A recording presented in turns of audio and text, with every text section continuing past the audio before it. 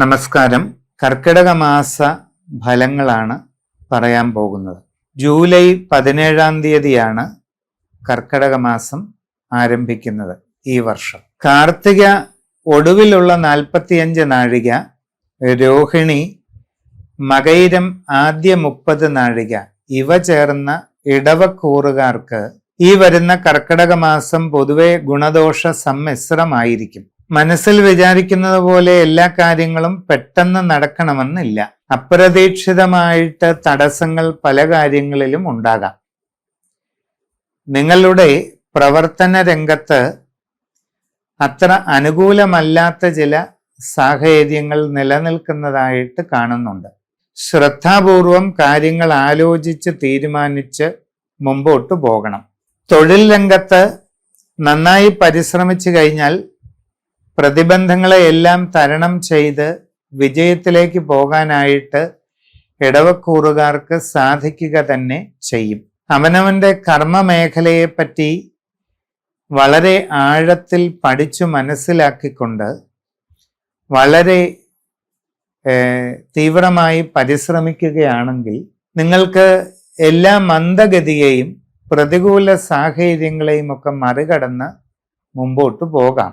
കച്ചവട രംഗത്ത് പ്രവർത്തിക്കുന്ന ഇടവക്കൂറുകാർ ശരിയായി മുമ്പോട്ട് പോയാൽ സാമ്പത്തിക നേട്ടങ്ങൾ കൈവരിക്കാനായിട്ട് സാധിക്കും. നിങ്ങളുടെ പ്രവർത്തന മേഖലയെ കൂടുതൽ വിപുലീകരിക്കാൻ നിങ്ങൾക്ക് സന്ദർഭം ലഭിക്കും. ജീവിതത്തിൽ ദീർഘകാലമായി മനസ്സിൽ സൂക്ഷിച്ചിരുന്ന ലക്ഷ്യങ്ങൾ നേടിയെടുക്കാനുള്ള അവസരം നിങ്ങൾക്ക് കിട്ടും. സാമ്പത്തികമായി വളരെ നല്ല പുരോഗതിയിലേക്ക് പോകാൻ സാധിക്കും.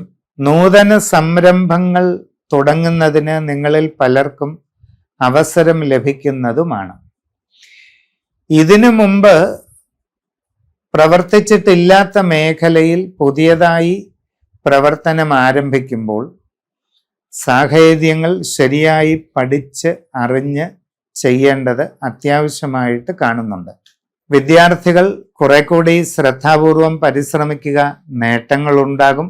സ്വന്തമായി വിവിധ മേഖലകളിൽ തൊഴിലുകൾ ചെയ്തുകൊണ്ടിരിക്കുന്നവർക്ക് സാമ്പത്തിക പുരോഗതി കൈവരിക്കാനായിട്ട് സാധിക്കും. കുടുംബത്തിൽ സ്വസ്ഥതയും സന്തോഷവും നിലനിൽക്കുന്നതാണ്.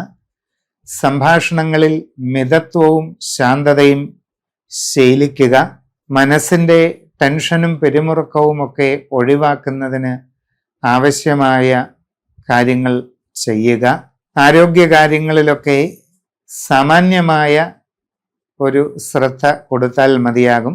നിങ്ങളുടെ കുടുംബപരമായ ഭരദേവതാ ക്ഷേത്രത്തിലും കാവുകളിലുമൊക്കെ ഈ കർക്കിടക മാസത്തോടനുബന്ധിച്ച് പൂജാതി കർമ്മങ്ങളും പ്രാർത്ഥനകളുമൊക്കെ ചെയ്യാറുണ്ടെങ്കിൽ അത് കൃത്യമായിട്ട് ചെയ്യുക.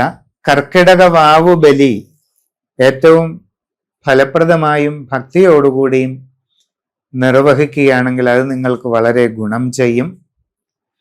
കർക്കിടക മാസത്തിൽ വംശപരമ്പരയുടെ പൂർണ്ണമായ അനുഗ്രഹം നിങ്ങൾക്കും നിങ്ങളുടെ കുടുംബത്തിനും ലഭിക്കുന്നതിന് ഏറ്റവും ശാസ്ത്രീയ വിധിപ്രകാരം സത്യനാരായണ പൂജ നടത്തുന്നത് വളരെ നല്ലതാണ്.